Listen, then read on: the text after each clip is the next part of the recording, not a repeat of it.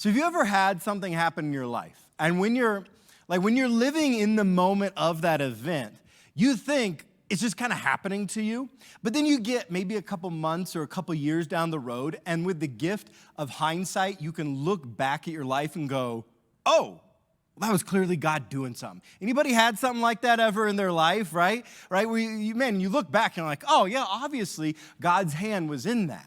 I can look back and when I really figured out my faith for the first time, and as a freshman in college, showing up on my college campus, wanted nothing to do with faith.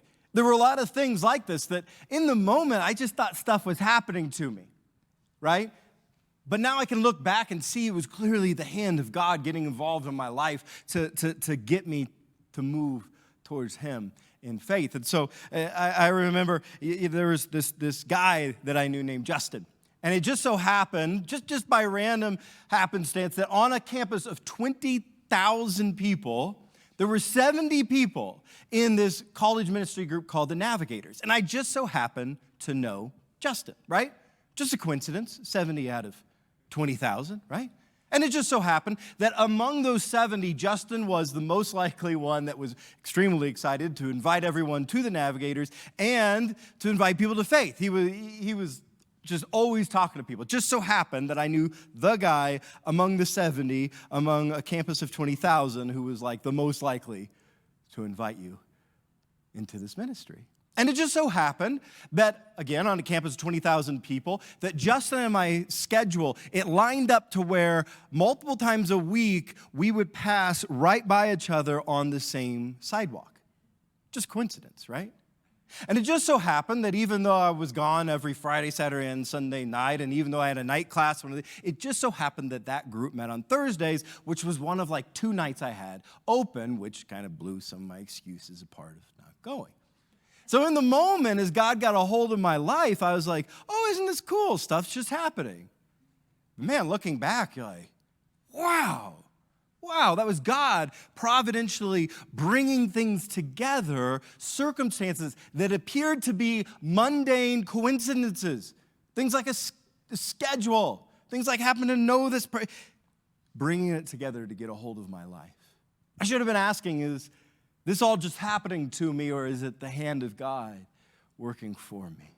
I bet you've had some of these circumstances in your life too, right? Where you look back and you can clearly see the hand of God at work. But wouldn't it be beautiful to realize it in the moment? Not just in hindsight, but in the moment that like God's up to something and He's putting things together in your life, and He's bringing coincidences together in such a way that He's moving you closer and closer to Him. Wouldn't that be amazing if you could recognize that?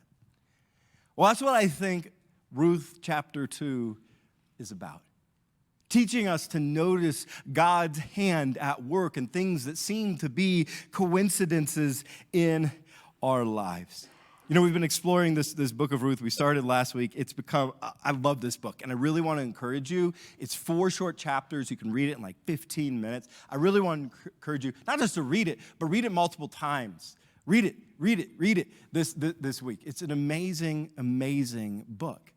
And in Ruth chapter 2, we see a lot of this happening with things that appear to be coincidences. But before I tell you the whole story, I want to give you a phrase. In verse 3, we're going to read this phrase, as it turned out. As it turned out. Now, there's a lot of ways to translate the Hebrew, and so if you read it in a different translation, it might say something like, well, another translation says, as it happened. One translation says, oh, as luck would have it, right? The old school King James Version says, her hap to light on a part of the field, which is just funny to me for some reason.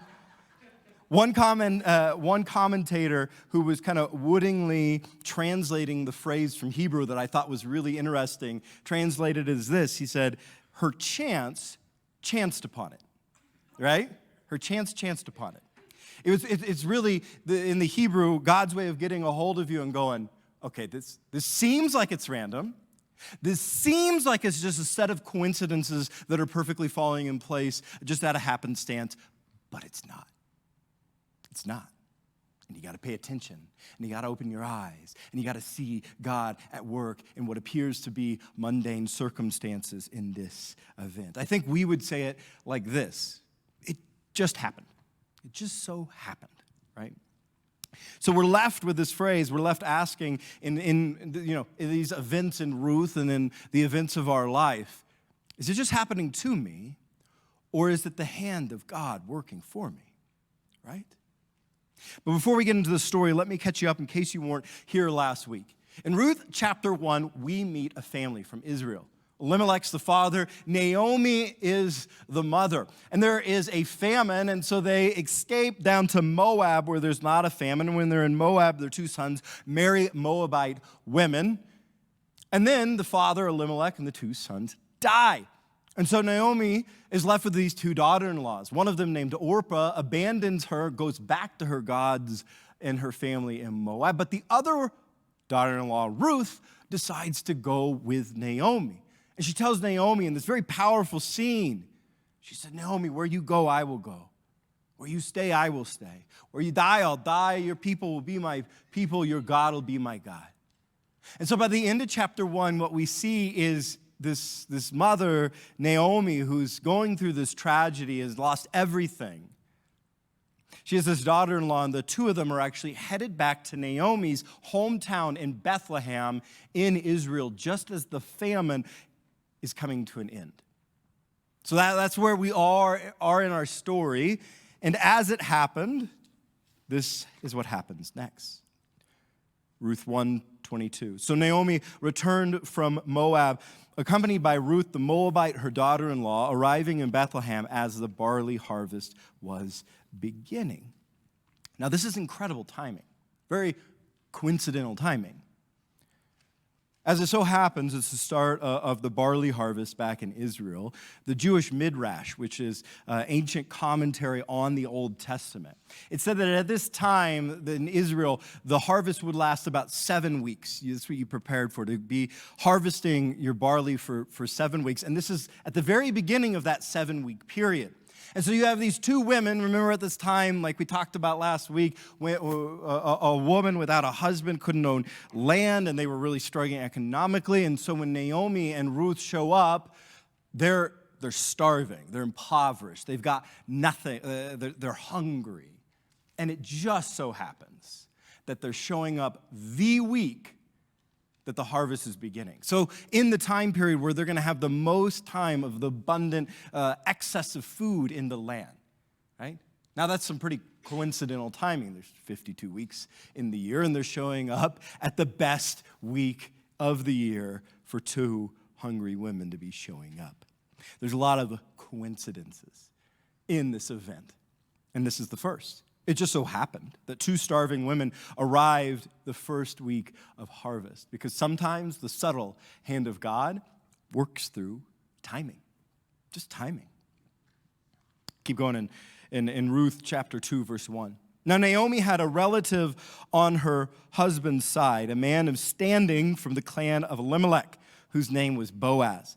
And Ruth the Moabite said to Naomi, let me go to the fields and pick up the leftover grain behind anyone in whose eyes I favor. Naomi said to her, go ahead, my daughter. So she went out, entered a field, and began to glean behind the harvesters. As it turned out, there's our phrase, as it turned out, by luck, by happenstance, right? As it turned out, she was working in a field belonging to Boaz, who was from the clan of Elimelech. As it turns out. As it happened, out of all the fields in Israel at the time, she ends up in this one guy's field named Boaz. Now, historians estimate that there would have been 1.8 to 2 million people at the time in Israel. Israel had a population of that. So they've got millions of fields. And so what are the chances that by pure luck, she shows up in Boaz's field? And it's very interesting. Boaz here is said he's a relative of Naomi. It just so happens that she shows up in the one field out of millions where she's got someone who's a landowner and a relative of hers. Imagine it like this. Imagine that someone's traveling to Denver. The metro has like a 2.9 million population. Israel had like a 2 million population at the time. So it's not radically different. So imagine someone's traveling from out of state and they come to Denver and they just pick a random house, right? Somewhere in the whole metro area, and they knock on the door and one of their own relatives opens it as their house. That's not just random, right? Like, the odds of that happening are infinitesimally small. It's not just random that she's showing up at this relative's house. Not only is he a relative, he's also from the same clan, the tribe of Judah, that Naomi's late husband Elimelech was from. And so in the day when a lot of landowners would have kicked a poor foreign woman out of their land like Ruth, she just so happens, out of millions of properties, to show up at Boaz's house. Because the second coincidence in the story is this. It just so happened that Boaz was Naomi's relative. Because sometimes the subtle hand of God works through relationships in our lives. Verse 4. Just then Boaz arrived from Bethlehem and greeted the harvesters. "The Lord be with you." "The Lord bless you," they answered. Boaz asked the overseer of his harvesters, "Who does that young woman belong to?" The overseer replied, "She's the Moabite who came back from Moab with Naomi." She said, "Please let me glean and gather among the sheaves behind the harvesters." She came into the field and has remained here from morning till now, except for a short rest in the shelter. So Boaz said to Ruth, "My daughter, listen to me. Don't go and glean in another field, and don't go away from here. Stay here with the women who work for me. Watch the field where the men are harvesting and follow along after the women. I have told the men not to lay a hand on you. And wherever you are thirsty, go and get a drink from the water jars the men have filled." So this doesn't quite make sense to us. So let me explain some of the context of what's going on here. So in this day, a lot of people, they had no access to jobs or property, a way to create incomes, and so there was a lot of poverty in land. And so one of the things that God did is he actually passed this law amongst his people. So again, this is when God is getting his people together in the land, in the promised land, making a nation out of them before the kings have even started. And one of the laws that he passed is called the law of gleaning. The law of gleaning. And it comes from places like Leviticus 23, verse 22, that says, when you reap, so this is a command that God gave landowners, property owners in the day that were farmers. When you reap the harvest of your land, do not reap the very edges of your field or gather the gleanings of your harvest. Leave them for the poor and the foreigner residing among you. I am the Lord your God. So, according to this law, called the law of gleaning, what a landowner was supposed to do was when they went to harvest their field, they could harvest everything except the corners of the field. The very edges of the field, they weren't supposed to touch. They were supposed to leave them there so that people who were starving, people who were in just dire circumstances, the foreign, the poor, the widows, they had something to come along and get so they could eat and live. And it also created this great system where they still had to put some work and effort into it to be able to get that food. And so God had created a full system to feed the hungry in that day. And so the act of that person in poverty coming along to the corner of the field and harvesting what was left over was called gleaning. Gleaning. So this is actually what you're seeing when you see Ruth and she's out there picking in the field behind the other harvesters, right? She's gleaning from the field because she is the poor. She is the foreigner. She is the widow. God's taking care of her. And, of course, Boaz is following the law here, right? He's a guy of high character. He's making this decision to follow the law. Now, when you read scripture, a lot of times you assume, oh, well, everybody did that command. Nope, most of the people were not actually following this command of the day. And you can imagine being a landowner and you're like, man, I worked year round. I fertilized this field. I worked this field. I had to fend this field off from this person trying to get it and that, animal trying to get in here. And I got it all to grow right. And I can't touch the corners. I want my corners, right? So a lot of landowners would actually go out and ignore God's law and decide to disobey God and take the corners of their fields and harvest them. As one scholar of the book of Ruth simply puts it, many landowners were not friendly to this law. So most of them would have turned Ruth away. Most of them would not have left anything for Ruth in the corners of their field. It took a man of rare high character, who is Boaz, who decides to follow God's law, to make the sacrifice to stay obedient to God. He decides to do the right thing and feed this poor foreign widow. You even see him give her some water as a bonus. He's a man of rare high character who makes a sacrificial decision. And the thing about it is, you can see how rarely high his character is if you pay attention to his own words. It's like he has this little huddle with his other workers, right, in these verses. You see him. He goes out to the field. He calls together all his guys. He's like, all right, guys, I know you really like to attack poor foreign women who come by. I know that's just what we do around here. Don't do it to her, right? Like, can you imagine it being such a norm that you actually have to call together your buddies and be like, yeah, we're not gonna attack this woman today, I guess, right? Like, that's crazy. The normal guy in his day, when they saw this poor, foreign, unprotected woman, it appears, may have attacked her out of nowhere. And so Boaz, he's this man of really high character, among other guys that were not. I mean, remember last week, Judges, the book of Judges tells us that at this time, everybody was just doing what was right in their own sight. That's what the book says in the book of Judges. And yet we meet this man of high character. And it also just so happens, Boaz is not just a man of high character who makes the right decision, he's also strong enough to protect them, and that is actually what the name Boaz means. It means strength. So this is the third apparent just coincidence in this story.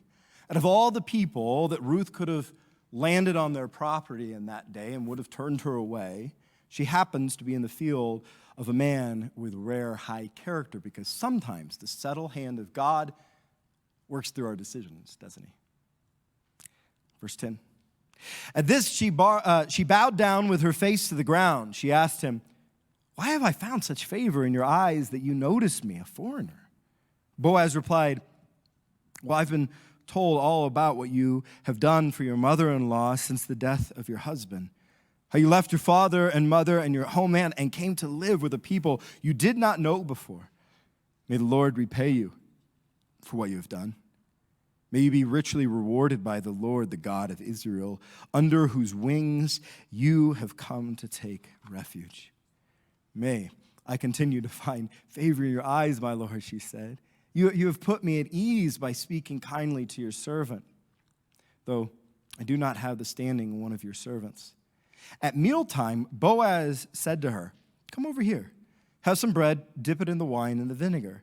When she sat down with the harvesters, he offered her some roasted grain. She ate all she wanted and had some left over. And ladies, I know what you're thinking. Dude took her out on a lunch date for the first date? Come on. He's doing the best he can, okay? It is a lunch date, though. As she got up to glean, Boaz gave orders to his men. Let her gather among the sheaves and don't reprimand her. Even pull some of the stalks out for her from the bundles and leave them for her to pick up. Do not rebuke her. So, if you missed it, Boaz is super into Ruth, right? Like, this is the 11th century BC version of, like, how you doing? You know? So he's attracted to her, and, well, Ruth is attracted to Boaz, and so there's this attraction there. Now, you're not attracted to most people, are you? I mean, there's like 7.7 billion people on the earth, and frankly, I think it'd be hard to spend an hour with most of them. But you probably are only attracted to a handful of people and could see them as, your potential spouse. It's actually pretty coincidental that they run into each other, and she ends up in the field of someone she's attracted to. But actually, the odds are pretty stacked against them to find one another attractive and someone they would want to be with and to be someday married to. Very coincidental here. They have a lot of things stacked against them. One thing is they likely spoke in different native tongues, so there's probably some language barrier there. They're from two different nations. Boaz is an Israelite. Ruth is a Moabite. And as we talked about last week, it actually was very difficult for them to marry. There were a lot of just unfair rules about that in Israel at the time. They kept your kids out of the temple for several generations if that's what you did. So they've got that stacked up against them. They've got an age difference. Boaz is quite a bit older than Ruth at this time.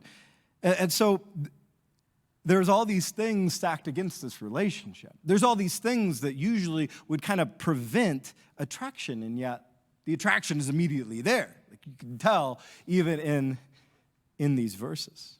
So here's the fourth coincidence of the chapter. It just so happens that Ruth and Boaz are very attracted to one another, because sometimes the subtle hand of God works through people. Verse 17. So Ruth gleaned in the field until evening. Then she threshed the barley she had gathered, and it amounted to about an ephah. So she's actually getting the grain out of the stalk. She carried it back to town, and her mother-in-law saw how much she had gathered. Ruth also brought out and gave her what she had left over after she had eaten enough. Her mother-in-law asked her, "Where did you glean today? Where did you work?" Meaning, Naomi didn't send her out to Boaz. It really was just a coincidence that she ended up in this field, right? Where did you glean? Where did you work? Blessed be the man who took notice of you. Then Ruth told her mother-in-law about the one whose place she had been working. "The name of the man I worked with today is Boaz," she said. "The Lord bless him." Naomi said to her daughter-in-law, "He has not stopped showing his kindness to the living and the dead." And she added, "That man is our close relative. He is one of our guardian redeemers." Guardian redeemers. So, guardian redeemer was actually a very specific title and position that a person had in their family at the time. Now, we're going to spend most of next week in chapter 3 on the fact that Boaz is the guardian redeemer or the family redeemer within Naomi's family. And so, I don't want to steal all of my thunder. But if you were a guardian redeemer, what it meant was that you were the next male kin closest to someone else in your family. It could be another woman, a sister, it could be an aunt. You were the next of kin. And so it meant that if that other person got in trouble, if they were in a crisis in life, if someone had attacked them and they needed vengeance, if someone had stolen from them, if they ended up bankrupt, if they ended up in slavery, if you were the guardian redeemer, you had a divine obligation, a biblically commanded obligation to go bail the person out, to actually redeem them and save your family member from that situation. And so think about the circumstances here. Boaz isn't just a good man. He isn't just a man who's related to Naomi. He's actually one of the guardian redeemers in Naomi's family, meaning that when Ruth went out into the field that day, she was going out into a random field. Oh, no. It wasn't random. It was with a guardian redeemer in her family.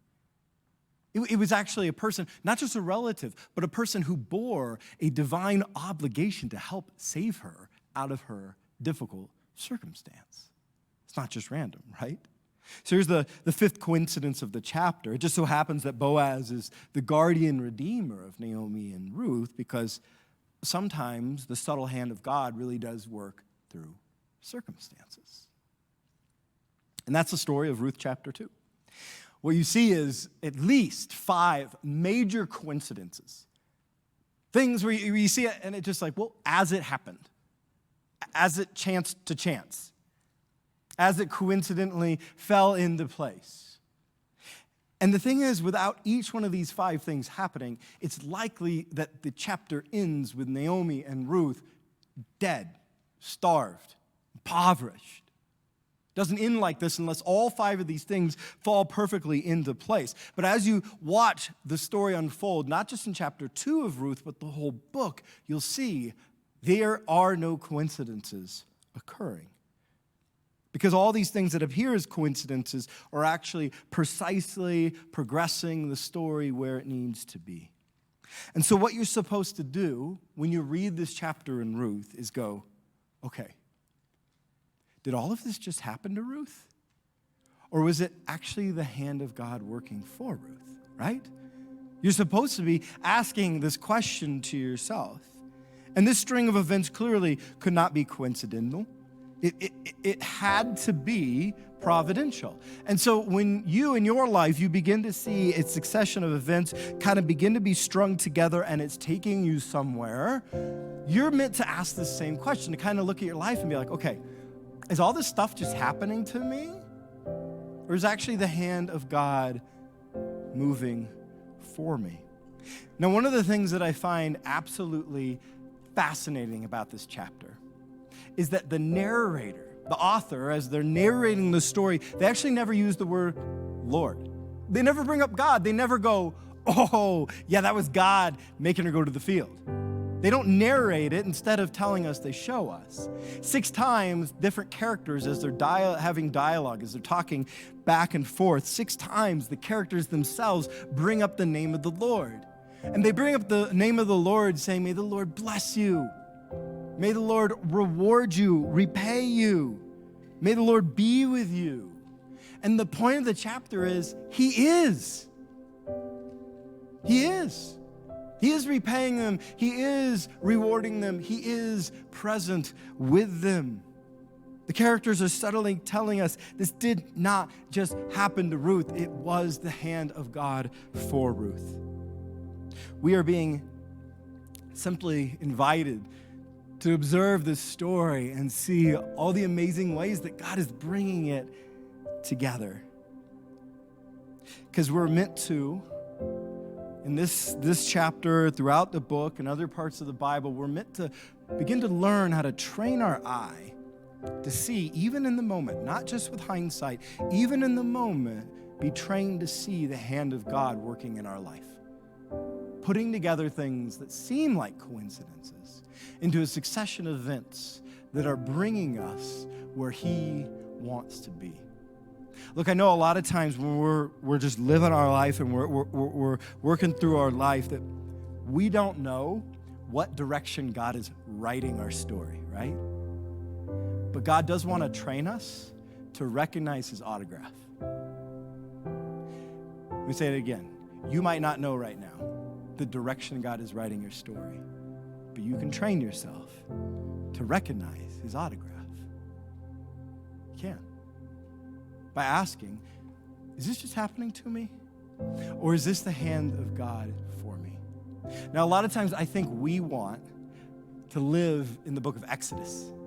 You know, in the book of Exodus, you see these miracles, and there's like fire raining out of heaven. And you're like, God, I want to see a miracle in my life. Give me some fire from heaven. Give me something I can't miss. But we don't live in the book of Exodus, do we? Not most of the time. No, we don't live often in those miracles as just fire falling from heavens. And though we think we want that, we don't, because fire hurts pretty bad when it falls from heaven, right? Instead, we are blessed to more live in the book of Ruth, to live the story of our faith in these amazing seeming coincidences that God strings together to write our story. And while those sorts of miracles are harder to recognize in the moment than fire from the heavens, they are miracles of God's presence and providence and provision nonetheless. If only we'll ask, okay, is this something that just happened to me? Or is this the hand of God for me? So how do we begin to train ourselves, like we see in this book of Ruth, to see God moving through what is just appears to us at the surface to be mundane events that are happening in our life? Well, think of all the ways that you saw God move in this chapter. How about through timing? It's amazing timing that Ruth and Naomi, they show up in Israel at just the right week out of 52, where there's 7 weeks of timing. Is God using timing in your life right now to bring you somewhere He wants you to go? Where if you say, okay, if I had moved 1 month later, or I had taken that job 1 month earlier, or, would this have been happening? No, God uses timing. God uses relationships. Maybe there's something happening in your life right now that had you not met this person that connects you to this person or this person who opened this opportunity for you, it never would have happened. What's happening really is that God is actually using a relationship in your life. It's providence. It's not accident. Or how about circumstances? There's probably some circumstances, just like with Ruth, and man, Boaz just happens. It just happens to be the circumstance that he's the guardian redeemer. Or there's some circumstances that God is just getting together in your life. Or maybe a decision. Man, you made a decision, you had no idea what would happen. You made a decision years ago or months ago, and now you can see that where you are now, you wouldn't have gotten had you not made that decision in the past. Well, maybe that was God bringing your story together. It seemed like it was a mundane decision at the time, but you wouldn't be where you are now without it. Did it just happen to you, or was it the hand of God for you? How can you begin to train yourself? Not just in hindsight. It's easy to see years down the road when God's gotten involved, but even right now, how God's involved in your life. How God's putting things together in your life right now, how he is working subtly through timing and circumstances and decisions and people and relationships. Can you see it? Can you see it? There was something in our summer that just made us think about this. It was so awesome. So in July, we took our family up to Breckenridge to go on a hike. And before the hike, we decided we'd go on the gondola because, well, it's really fun and it's free. So we're going on the gondola, and then we get to the bottom of the ski, at Breckenridge, the ski area there that you can get to the bottom of. And if Vail Resorts is good at anything, it's making lots of money. So there are all these activities, so there was just a crowd of a few thousand people down there. A few thousand people. And so we're walking through this crowd, you can so packed. And my wife looks down and she sees a wallet on the ground. So she picks up this wallet and we look inside and there's all this cash. It's like $75 of cash, which is a lot of money to me, right? And we're like, what do we do with this wallet? Well, inside the wallet, there was a card. It has a phone number on it. So I call the phone number and the phone number is disconnected. So we're like, what do we do with this wallet? It's like, we should go back and give it to the lifty. But I had just talked to the lifty, and it was clear that he had been partaking in some Colorado Special on his lunch break. He was barely there. That money was going to disappear if I gave it to him. So we're like, what do we do with this wallet, right? And on the back, there was actually an email. So we email it, we take it home, and, a few days later, we're able to get a hold of this guy. And before we had seen that email, the truth was that I had that little sinful voice pop up in my head like, take it, right? You couldn't get a hold of the phone number. Lifty's just going to take it. You could take the money. And I even gave myself an excuse. I was like, I bet, because the card said it belonged to Logan. It's clearly a teenage boy's wallet. I was like, I bet this is just some rich kid up here on some luxury vacation, because you know how much a place in Brett costs, right? And that daddy had just handed him a few $100s in cash that he could blow through in the weekend. I was like, oh, come on. That's okay. You can take that. That's what the little sinful voice popped up. But we were able to email him and get the wallet. So I send the wallet to him, and he texts me back the day he gets it. And as it so happened, we started sharing these text messages. And as it happened, he wasn't there with his rich family on a luxury vacation. Instead, Logan was a 14-year-old from Stillwater, Oklahoma, who was in Colorado for a church camp. And instead of being from some rich family that was spoiling him, he was actually someone who had to get a summer job all summer just so he could afford church camp. It's like he had worked for 2 months so he could go worship God at this church camp. And that $75 wasn't just daddy going, go blow it on anything. That $75 was every last penny he had that he had earned over the summer that was left over after he paid for church camp. That's all he had. So as it happened, we were able to get this wallet back to him, and he was able to get it. And so I had no idea of all this when I started texting him, and I was like, how do we let him know that this was Jesus and not just me? Because the truth is, I'm not an exceptional person. My wife is, which is probably why I got back to him. But the truth is that had anybody else found it that day, that $75 would have probably become like 3 rounds of margaritas, right? It wouldn't have made it back to Logan. So I texted him back and I said something like, I said, we love Jesus more than money, so we wanted to get this back to you.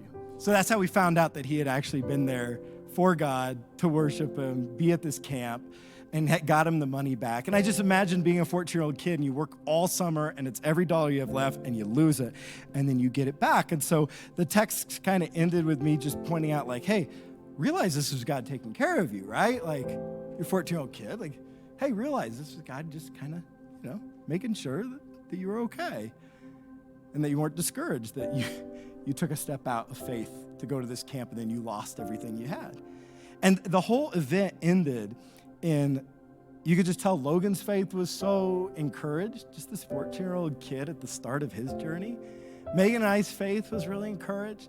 Our kids were super pumped up, jumping around the kitchen, like, they got to see us do the right thing, and they thought this was so cool how God brought it together. It was just such a neat event. And that's the thing, like finding a wallet on a sidewalk, it's a pretty mundane thing in life, right? But it's not just a coincidence. Like God puts things together. So how about your life? What are some things that God's doing just like this with Logan, where it'd be easy to dismiss as a random coincidence? But actually, God is using people and circumstances and timing and decisions to bring you where he wants to be. Can you recognize his autograph, even if you don't know what direction he's writing your life? Keep asking. Is it just happening to me? Or is it the hand of God for me?